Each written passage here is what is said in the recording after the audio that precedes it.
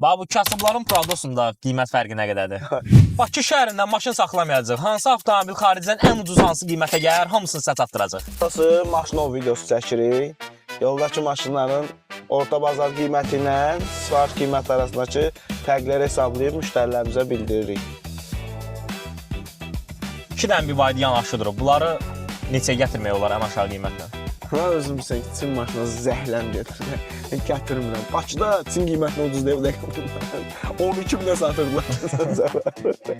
Məsələn, belə bir Porsche gətirsən, Bakı bazarının qiymətlə nə qədər fərq eləyər? Belə maşınlar individual maşınlar gedir deyə. Bu maşınlarda qiymət fərqi çox yaradır. Çünki bazarda rəqabət olmadığı üçün, amma xaricdə daha çox olduğu üçün, yəni çox fərqlə gəlir. Yəni 30-35% fərqlə gəlir. Mən 100 min yaşda 30-35 min manat fərq gəlirdən belə avtomobillərdə. Bax, bu kasıbların Pradosunda qiymət fərqi nə qədərdir? Heç yaraşırsan, o Prado'dan da qəşəng maşındır.